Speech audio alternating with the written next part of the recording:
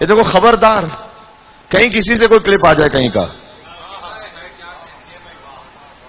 کبھی بھی دشمن زہرا کے لیے اپنے دل میں ذرہ برابر بھی نرم گوشہ نہیں لے کر آئے.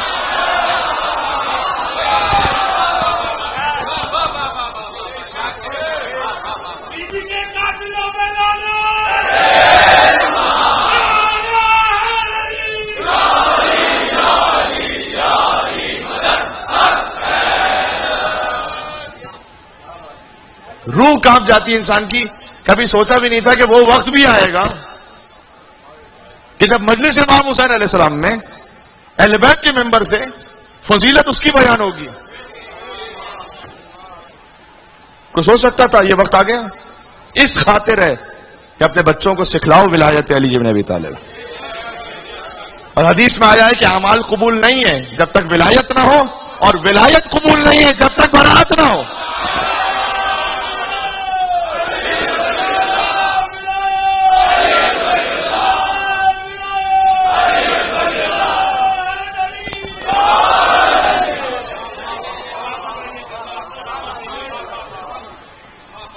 اب اس پہ کیا تبصرہ کیا جائے کہ ان کے کچھ کام تو اچھے بھی تھے،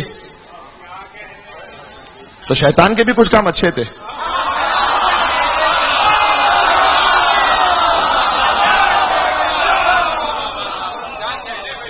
چھ 6000 سال تک تو وہ بھی عبادت کر رہا تھا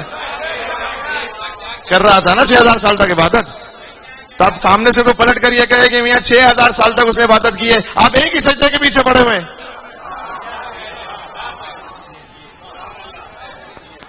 اس نے اللہ عز و جل سے ڈیل کرنے کی بھی کوشش کی ہے شیطان نے. ڈیل کی باتیں آج کل بہت ہوتی ہیں نا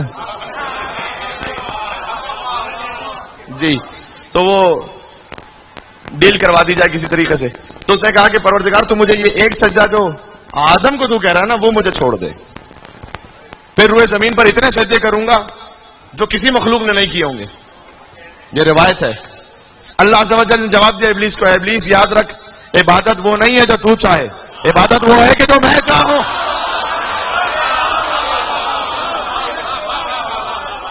مجھے یہ سارے سجدے نہیں چاہیے، مجھے وہ ایک آدم کے سامنے سجدہ چاہیے. یہ جو لوگ کہتے ہیں نا کہ مولانا یہ ولایت کیوں پڑھی جاتی ہے بار بار، ارے جو ولایت کے ذریعے سے توحید تک پہنچتا ہے اس کی توحید کچھ اور ہے جو بغیر ولایت کے پہنچتا ہے.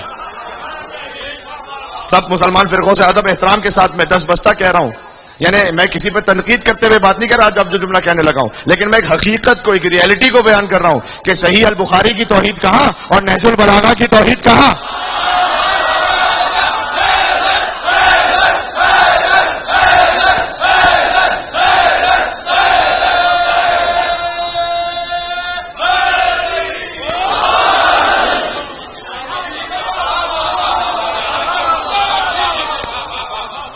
جب ہم شجرہ مبارکہ سے متصل ہیں تو وہ توحید کچھ اور ہے. نہج البلاغہ کی توحید یہ نہیں ہے کہ اللہ تعالیٰ کا کوئی پیر ہے تو وہ جہنم میں ڈالے گا. جی نہج البلاغہ کی توحید یہ ہے کہ الحمدللہ الذی لا یبلغ مدحتہ القائلون ولا یحصی نعماءہ العادون ولا یؤدی حقہ المجتہدون الذی لیس لصفته حد محدود ولا نعت موجود ولا وقت معدود ولا اجل ممدود فطر الخلائق بقدرته ونشر الرياح برحمته ومدد بالصخور میدان ارضه. علی کا ذکر کرو روشنی کے لہجے میں کہ خدا کا نور ہے شامل علی کے لہجے میں.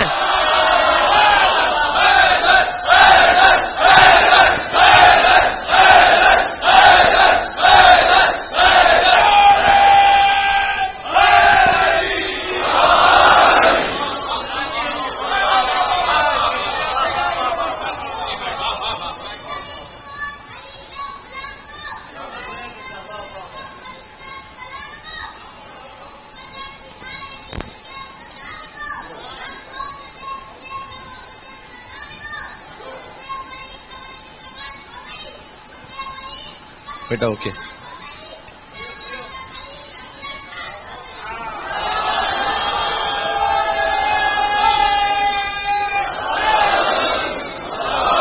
یا علی. ملاقات تو علی سے انشاءاللہ قبر میں ہوگی. قبر مومن میں سجا ہوگا ولا کا گلشن، گل ولایت کے کھلیں گے تو مزہ آئے گا. ہم بھی مومن ہیں، فرشتے بھی موالی محسن، تو یا علی کہہ کے ملیں گے تو مزہ ہے۔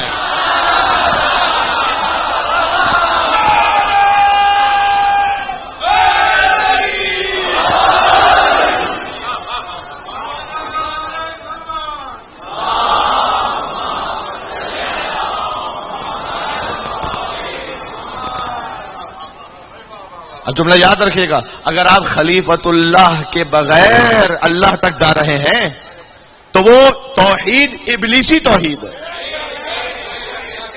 وہ توحید بھی جو ابلیس مان رہا ہے، ابلیس کو مشکل تھوڑی ہے سجدے کرنے میں، اس کو مشکل ہے آدم علیہ السلام کو ماننے میں۔ وہ کہہ رہا ہے پروردگار جتنے سجدے کروانا کروا لے، یہ آدم کے سامنے نہیں جھکوں گا۔ اچھا آپ کو یہ کہے کہ جناب ابلیس کے کچھ کام تو بڑے اچھے تھے، اس کی عبادتیں تو بہت تھی، لہذا برا نہ کہیے۔ اللہ تعالیٰ نے قرآن کریم میں فرمایا وَإِذْ قُلْنَا الْمَلَائِكَةَ لِلْمَلَائِكَةِ اسْجُدُوا لِآدَمَ، جب ہم نے کہا کہ ملائکہ سے کہ آدم علیہ السلام کو سجدہ کرو، فَسَجَدُوا إِلَّا إِبْلِيسَ، سب نے سجدہ کیا سوائے ابلیس کے، وَكَانَ مِنَ الْكَافِرِينَ، وہ تو تھا ہی پرانا کافر۔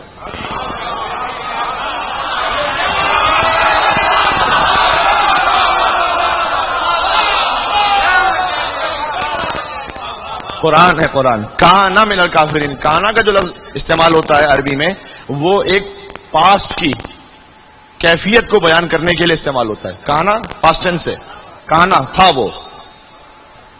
ارے پروردگار ملائکہ کے ساتھ بیٹھ کر اتنی عبادت کر رہا ہے تو کہاں سے تھا وہ؟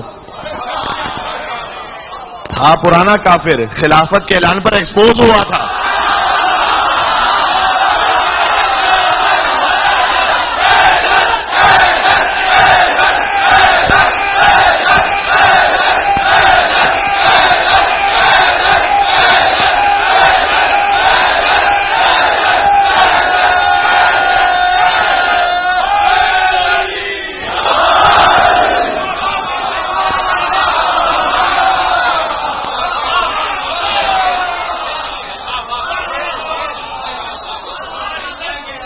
آ گئی بھائی پوری تاریخ اس میں جی۔ تو ہے وہ پرانا کافر ابلیس، ابلیس کی بات کر رہا ہوں۔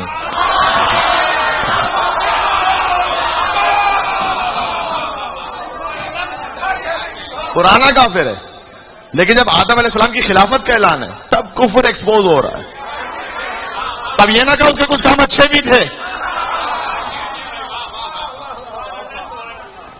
بات واضح ہو رہی ہے؟ تو آپ جو حق ہے، جو ہے بات، اس کو بیان کیجئے اور جو اس کو اس کانٹیکسٹ میں لیجئے کہ بھائی اگر فرض کیجئے کہ کیا رسول اللہ کو نہیں معلوم تھا کہ کسی کے لیے اس کی اچھائی اور برائی کا کیا پیمانہ اور کیا میزان اور کیا معیار ہے، تو کیوں دیا سورہ توبہ؟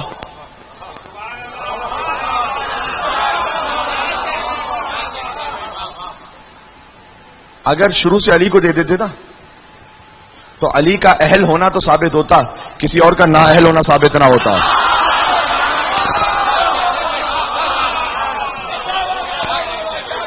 ہر چیز کو اس کانٹیکسٹ میں لیجیے۔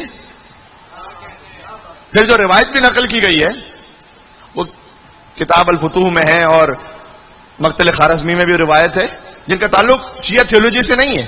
ابن عاصم جو راوی ہے، علامہ مجلسی نے لکھا کہ اس کا تعلق شیعہ تھیولوجی سے نہیں ہے۔ بعض نے یہ بھی لکھا، میں اگر انصاف کے ساتھ بات کروں تو بعض نے اس کو شیعہ بھی مانا ہے اس راوی کو، البتہ یہ کہا کہ داستان پرداز ہے، افسانہ گو ہے، بات کا اعتبار نہیں ہے۔ بعض جگہوں میں روایت مرسل ہے، یعنی سند کا کچھ پتہ نہیں ہے۔ ایک طرف وہ روایت کے جس کی سند کا پتہ نہیں ہے، جس کے راوی کے بارے میں اتنے شکوک و شبہات ہیں، دوسری طرف سے اگر اتنا ہی امام حسین علیہ السلام کو فضیلت کو بیان کرنا تھا تو بعد میں پھر امام محمد باقر اور امام جعفر صادق علیہ السلام زیارت عاشورہ کیوں سکھلا رہے تھے؟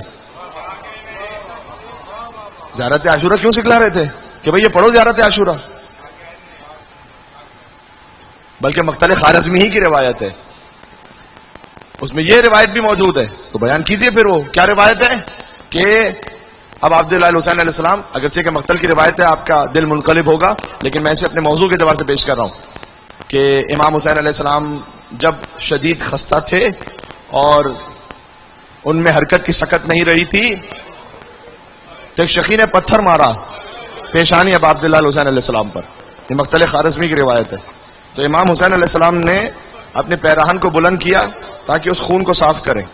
تو جیسے ہی پیراہن بلند ہوا تو امام کا کچھ سینے اتھر واضح ہوا. تو ایک شقی نے تیر مارا ابا عبداللہ حسین علیہ السلام وجرت دم کالمیزاب. یہ بھی بعض جگہوں پہ لکھا ہوا ہے کہ خون پر نالے کی طرح امام حسین علیہ السلام کی جسم اتر سے بہنا شروع ہوا.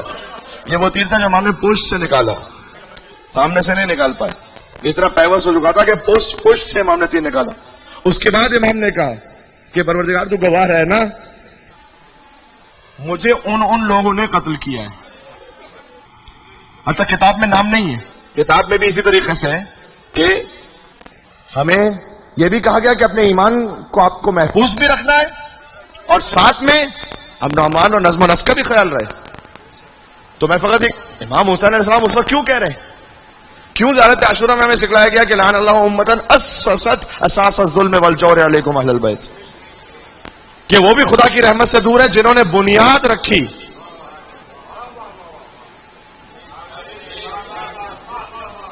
آپ کو اگر کسی اپنے عالم دین کو بچانا ہے تو اس میں امام حسین علیہ السلام کو تو قربان نہ کرو میرے بھائی. بات واضح ہو رہی ہے میں کیا کہنے لگا ہوں؟ مقصد ہے امام حسین علیہ السلام کو تو قربان نہ کرو میرے بھائی. تو بس عزیزان گرامی, میں اس لیے فقط عرض کرنا چاہتا ہوں کہ یہ ماں باپ کی اب ذمہ داری بڑھ گئی ہے. آپ نے یہ بتلانا ہے کہ بیٹا آپ نے کن کو سننا ہے کن کو نہیں سننا ہے, یہ آپ نے بہرحال بتلانا ہے اپنے بچوں کو. تو مولانا صاحب کو اس کی علامت تو بتائیں, کوئی پہچان تو بتائیں, سادہ سی پہچان بتاؤں, کیونکہ ہر ایک تو سننے والا کوئی بہت بڑا عالم نہیں ہے کہ وہ سمجھ سکے اور درک کر سکے. سادہ سی پہچان. اگر کسی بھی خطیب کی تقریر آپ کے دل میں تولا کا جوش اور تبرہ کی غیرت نہ پیدا کر سکے,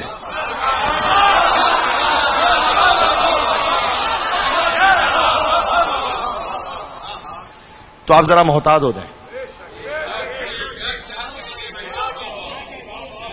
میں یہ نہیں کہہ رہا کہ وہ غلط ہوگا, لیکن آپ محتاط ہو جائیں, احتیاط کریں. سادہ سی, بہت سادہ سی بات کہہ دی نا, سادہ اصول دے دیا. پھر اس کے بعد ایک بات, اگر کہیں کوئی عزاداری اب عبداللہ حسین علیہ السلام کے لیے آپ کے دماغ میں ڈاؤٹ کریٹ کرنے کی کوشش کرے, احتیاط کریں, محتاط ہو جائیں. میں یہ نہیں کہہ رہا ہوں کہ آپ کسی سے جھگڑا کریں گے جا کے, نہیں. اگر کسی ایسی جگہ پر آپ نے اپنا ساز و سامان لیا, آپ نکل لیے, بس کہیں پہ کوئی تنازع, کوئی نزاع کی بات نہیں کر رہا میں. یہ بات ہے, اور دیکھیں اگر یہ بات نہیں ہوگی یہاں سے تو پھر کہاں سے ہوگی؟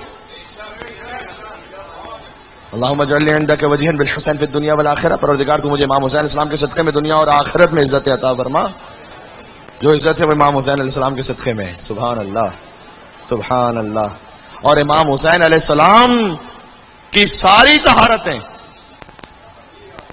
وہ سب کی سب وجود مطہر حضرت حجت امام زمانہ علیہ السلام میں جمع ہو جاتی ہے.